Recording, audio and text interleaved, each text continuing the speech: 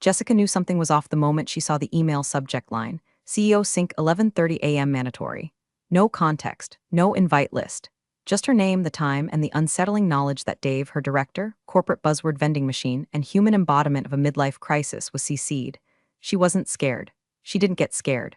Jessica had been through layoffs, mergers, and one particularly unhinged intern who tried to push Jira tickets into a spreadsheet to make them more agile. She was a senior manager with 5 product launches under her belt and enough blackmail material from off-the-record meetings to kill at least 3 careers if she ever wanted to go nuclear. But this was different. The CEO's office had that sterile, over-air-conditioned tension only found in expensive rooms designed to feel powerful. Jessica sat down across from the glass desk, hands on her lap. Dave was already there, grinning like he'd won something. The CEO, a two-tanned man in his 50s who once compared layoffs to pruning a bonsai tree, opened with, "Jessica, your work on Phoenix has been extraordinary. You've outperformed expectations, inspired your team, and frankly, you're the kind of leader we need steering us into new terrain." Jessica blinked. Compliments in this building always came with paperwork or a knife. "That's why we're promoting you to lead Project Nightingale. It's a sensitive initiative, high innovation, high trust, very forward-facing." Dave leaned forward, that smug smile tightening. "We handpicked you for this. It's a once-in-a-career opportunity." She managed a professional smile, nodding while trying to decode the pitch. Nightingale, she hadn't heard a whisper. No dev brief, no strategy deck. Nothing in quarterly roadmap talks. Still, part of her wanted to believe it, to feel the pride. Maybe she was finally getting the recognition she'd earned. Maybe it was real. She was led down the hall to her new office, which turned out to be a glorified storage closet on a disused floor, repainted just enough to hide the fact that the building had forgotten it existed. Then came the kicker. Her badge stopped working on her old floor. She found out the hard way when she tried to swing by her team's morning stand-up and was locked out like a contractor. "Security measure," the receptionist shrugged when she asked. "Project Nightingale access only now." "Sorry, right, because designing PowerPoints in a closet required national security clearance." That's when it clicked. She wasn't being promoted. She was being boxed. Benched in a corner far enough from real influence but not quite fired. The kind of maneuver insecure leaders pull when they're too chicken shit to confront talent head-on. Dave didn't want her competing. He wanted her contained. Now, quick pause from the corporate circus. If you've read this far and felt even a flicker of oh hell no rising in your chest, I need you. I'm trying to hit my first 10,000 subscribers ever, and it would mean the world if you hit that subscribe button right now. It'll be helping me flip the bird to every Dave who ever sidelined someone with talent. Back in the fluorescent tomb she now called an office, Jessica sat at her loaner laptop and opened the blankest of blank Google Docs. No one had briefed her on goals. No one explained the timeline. The only resource was a shared folder with one document in it, a 4-line project charter that read like it was written by ChatGPT on Ambien. Stared at it for 10 minutes, then checked her calendar. Still blank, no invites, no syncs, no welcome to the team messages. That afternoon, she saw her old team's update email go out with a new manager CC'd, some guy from finance who once asked if Java was like a Microsoft thing. Her name was scrubbed. No mention of her contributions, no handoff, just gone. She laughed out loud. It wasn't bitterness yet, just absurdity. She hadn't been exiled. She'd been gifted a padded cell with Wi-Fi, and she wasn't going to waste it. Jessica quickly learned the only thing high trust about Project Nightingale was how confidently they trusted her to rot in silence. The first week she waited, checked her inbox obsessively, hit refresh like some kind of corporate lab rat expecting pellets to fall from the sky. No kickoff meeting, no budget overview, no team roster, just the same lonely office and a drip feed of vague encouragement. "Hope you're settling in, big things ahead." Dave wrote on day 3, complete with a smiley face like they were middle school pen pals and not co-workers in a passive-aggressive hostage situation. She replied, asking about timelines, KPI, maybe a point of contact from engineering. Nothing. She tried looping in the CEO's EA, one of the few competent people left at the company. The response was polite, curt, and perfectly hollow. "Leadership is excited to see your strategic thinking in action. Feel free to be visionary." Visionary? She couldn't even get her printer to connect to the network. She requested access to resource tools, design software, testing environments, vendor contracts. IT replied that her project wasn't currently whitelisted for sandbox deployment. No estimated timeline to change that. Jessica sat in her chair and slowly exhaled through her nose. The air conditioning rattled above her like it was wheezing out sympathy. By week 2, she started submitting reports. Not because they were asked for, but because she needed to do something. A few slides here, a mock roadmap there. She even made up a fake competitor just to see if anyone was reading. She called it Nightingale AI, a synthetic data platform with buzzwords thick enough to choke a Gartner analyst. Not one person responded. She'd gone full Schrödinger's employee, both promoted and discarded. Then she saw the memo. A public all-hands note, thinly veiled corporate spin announcing team realignments to support agility and growth. Her old project, Phoenix, was being co-led by Taylor, a junior PM who once asked if UX design was like an art thing. Jessica's name erased. Not even a legacy shout-out. She stared at the screen like it was a personal obituary. She'd built Phoenix from a pitch deck and a prayer. She fought for funding, lobbied for cross-functional buy-in, and lost 3 straight weekends debugging the MVP herself when dev support dropped the ball. Now Taylor, who once cried because someone changed the Jira board color scheme, was getting the credit. The insult stung, but not as much as the implication. She'd been declared irrelevant. And worse, thought she wouldn't notice. She tried to act busy. Attended optional webinars just to hear another human voice. Spent an hour making a flowchart that literally said, right arrow innovation, right arrow $. Nobody blinked. She even emailed Dave a second time, asking politely, too politely, if there were any resources or milestones for Q2 he wanted her to hit. He responded 2 days later with, just keep ideating. Trust your instincts. That smiley face again, the corporate kiss of death. Jessica stopped wearing makeup. No one saw her. She ordered the same sad salad every day from the cafe downstairs, dressing on the side like even her lunch had started giving up. Her eyes hurt from fluorescent light. Her Slack stayed empty. She began to talk to the plants on the windowsill. Not full conversations, just small nods, they understood. One afternoon, she caught her reflection in the darkened screen of her laptop. It looked like a mugshot of a forgotten genius, and that's when it hit her. They hadn't sidelined her because she was incompetent. They sidelined her because she was dangerous. She had too many ideas, too much independence, and too many people respected her. That made Dave nervous. That made corporate itchy. So they didn't fire her, they caged her in silk, locked the door, and whispered, "You're lucky." She laughed again, this time with teeth. "Fine, you want her to sit, she'll sit. You want her to rot in this glass box, she'll rot. But she won't decay quietly. 'Cause if no one's watching, no one can stop her from building something better. And she had plenty of time. It started with a thread on a forum she wasn't supposed to read. Some rinky-dink community site full of cranky users with bad usernames and worse grammar, but they were honest. Brutally, gloriously honest. Jessica had found the link buried deep in an old customer support ticket archive while trying to kill time without losing her mind. The post was from a user called TechRec97, and it read, "If I have to click through 5 F-seeking menus one more time just to pull a usage report, I'm gonna throw my laptop into traffic. Does no one at Jessica's company actually use this SHT?" She laughed, then kept reading. Over 600 replies, all echoing the same thing. Different words, same sentiment. The reporting system was a goddamn nightmare. The kicker? She'd raised that exact issue 3 years ago, wrote a whole slide deck about streamlining the UI. Dave told her it was not a priority and that they had bigger fish to fry. Well, apparently the fish were still frying and customers were eating dirt. The seed was planted before she even realized it. Not a business plan, not some grand scheme. Just a problem, one that had haunted users for years, one her company could have fixed in a sprint and never bothered to. Jessica leaned back in her chair and let the idea settle. What if someone built a lightweight app, just one job done right? Not bloated with corporate add-ons or synergy enablers. Just a clean, intuitive interface that solved the one thing every user complained about. She wasn't thinking about revenue, or scale, or competitors. She just wanted to make it not suck. That night, she dug deeper.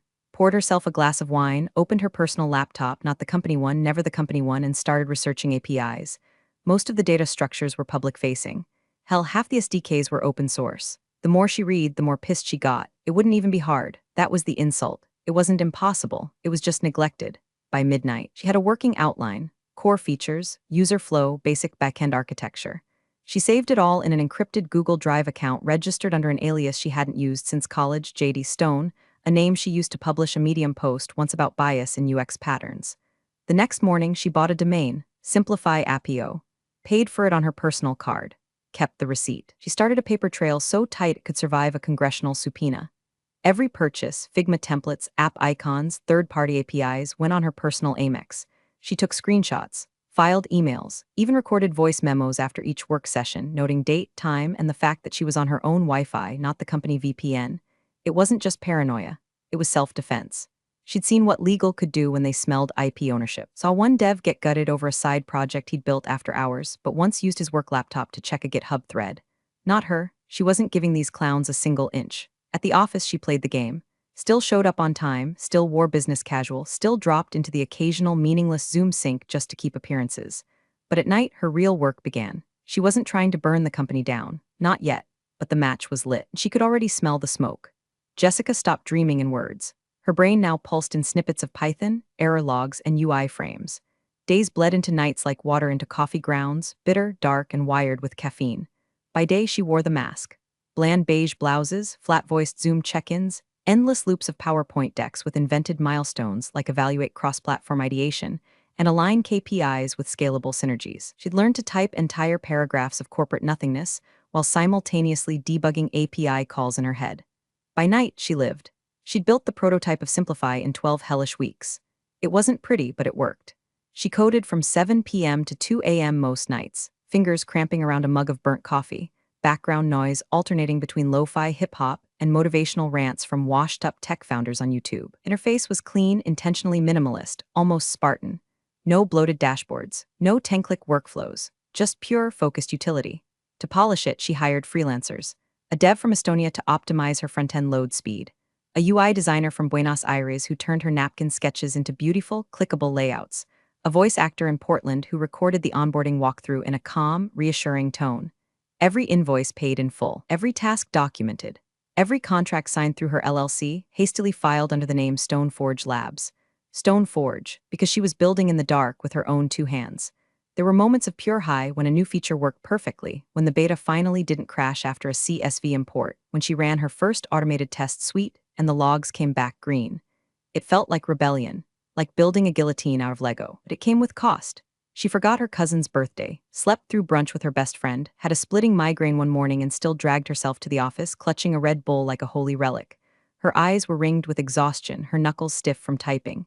She was burning out and didn't care, because for the first time in months her soul felt useful. Then came the near-death scare. It was a Thursday. She was in her office, testing a new integration with Google Sheets when the door swung open, no knock.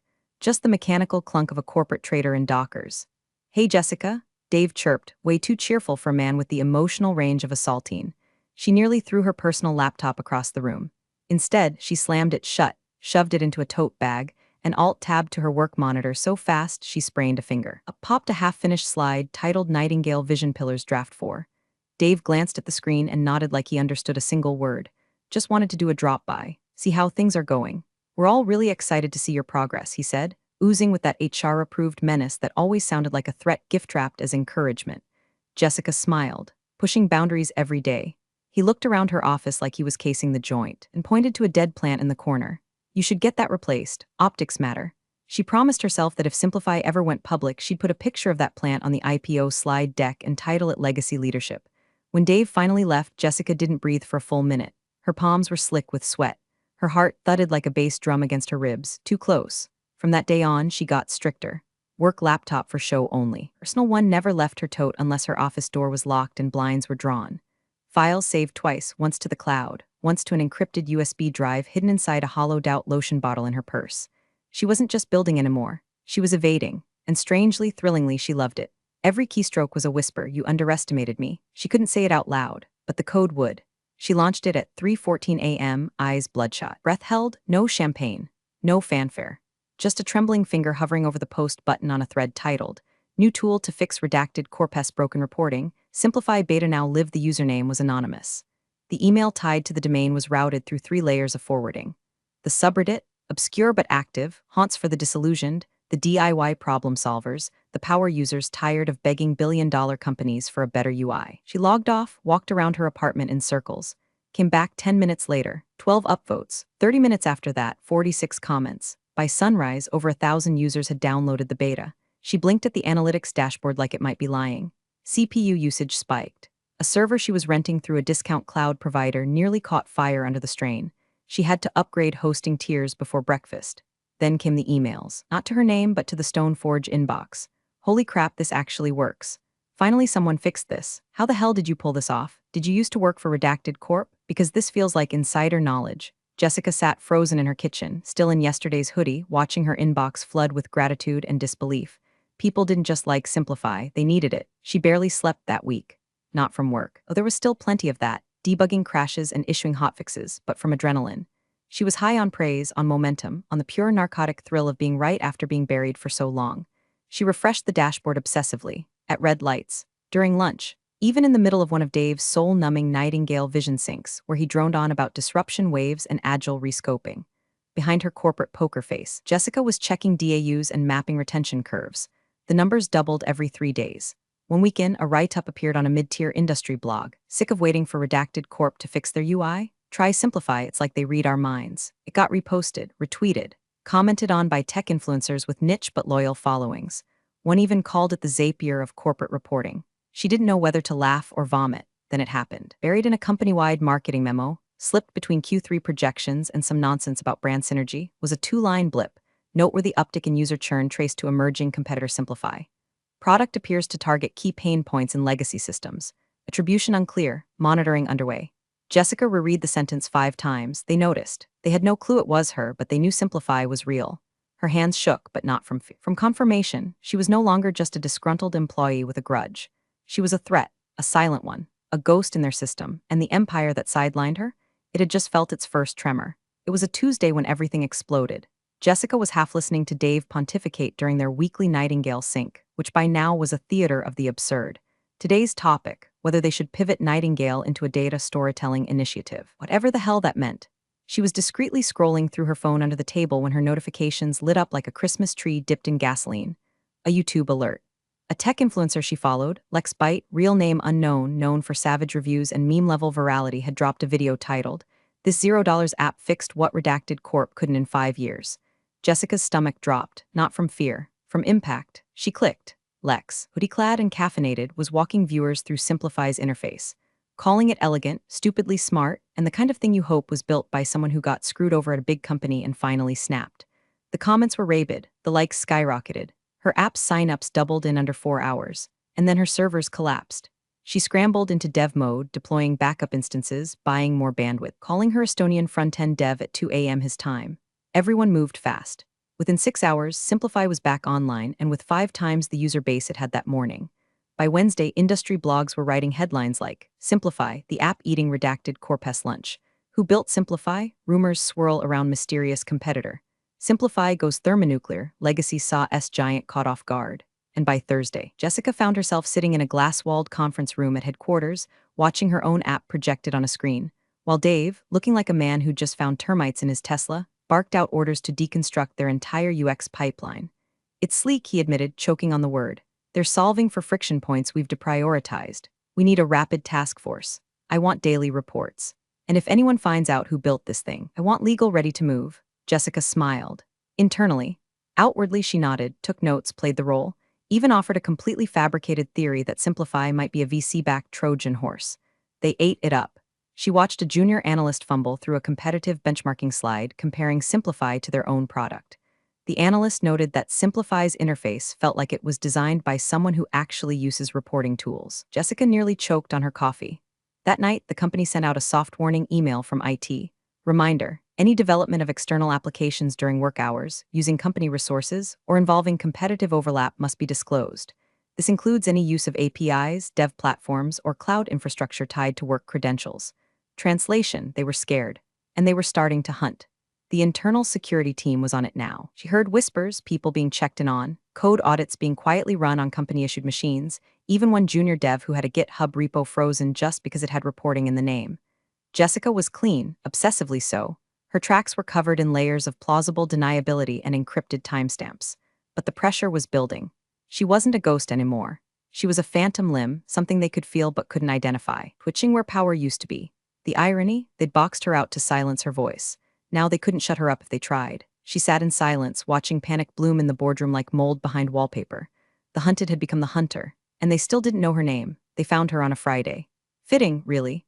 Corporate assassinations always seem to happen before the weekend, gives HR time to clean the blood off the carpet before Monday. It wasn't a public call. No email, no invite. Just a calendar block that appeared like a tumor in her Outlook. Private 1 p.m. C-suite 14th floor. No description, no attendees listed, but Jessica knew. She dressed like she was attending her own trial. Dark blazer, no jewelry, clean lines, no panic. She walked through the elevator lobby like a woman about to close on beachfront property, not stand accused of corporate treason. Inside the glass tomb of the executive boardroom sat 3 men, the CEO, legal counsel, and Dave, looking like he'd just been told his Peloton subscription had been revoked. The CEO cleared his throat. "Jessica, thank you for joining us. This is, admittedly, a delicate conversation." She said nothing, just sat. Let them squirm in the silence. Legal jumped in. "It's come to our attention that the application known as Simplify has been traced in part. Network log activity and metadata involving your work credentials." Dave added, "There's a clause in your employment contract, Section 4B. Intellectual property, anything developed during the period of your employment may fall under company ownership if it overlaps with our market." Jessica reached into her tote bag, calm as a surgeon, and placed a thick manila folder on the table. Receipts, screenshots, email chains, timestamps, cloud access logs, every freelance contract, every software license tied to her LLC, every cent paid with her card, logged with forensic precision. "Gentlemen," she said, voice smooth as ice over gasoline, "I anticipated this. You'll find notarized statements from contractors, location track development logs, and full separation of company property and personal resources." Dave paled. The CEO picked up a paper, flipped a few pages, and frowned like a man realizing the rope he was holding wasn't connected to a noose, but a noose that looped around his own neck. Jessica didn't wait. She pulled out a second paper and slid it across the table. "My resignation, effective immediately. Signed, dated, printed at home, by the way." Legal opened his mouth, some flailing reflex about arbitration, but she cut him off. "You sidelined me, isolated me, buried me under fluff and false praise hoping I'd fade out. But what you actually gave me was time. And in that time, I built something better than anything this company has touched in 5 years." Her gaze cut to Dave. "You tried to make me disappear. Instead, you made me dangerous."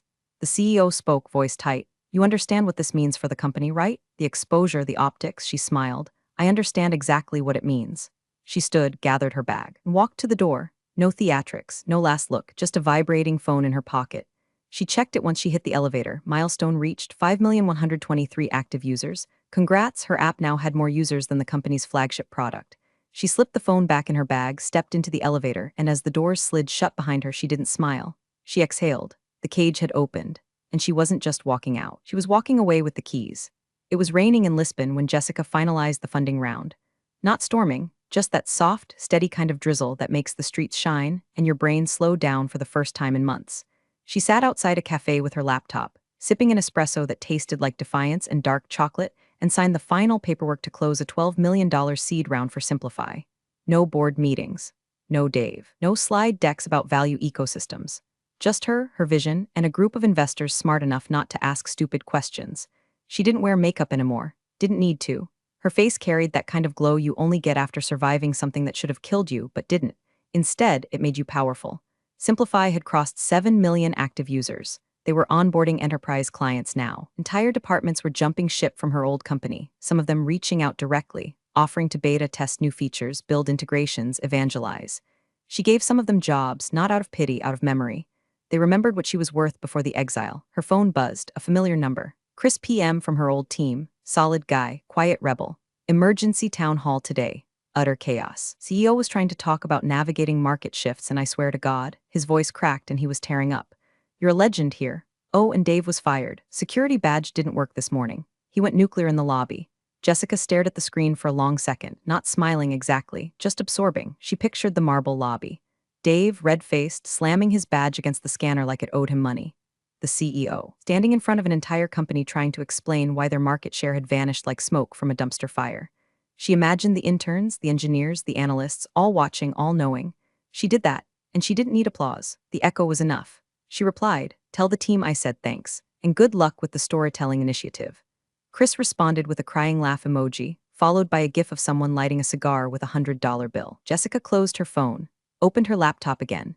There were meetings to schedule, features to plan. She was in talks with a nonprofit about making a free version for educators. She'd just hired her 10th engineer. People were talking about an IPO, but not now, not today. Today was for rain and espresso and finally being left alone to build something worth a damn. No more closets, no more silence. Just her and the world wide open.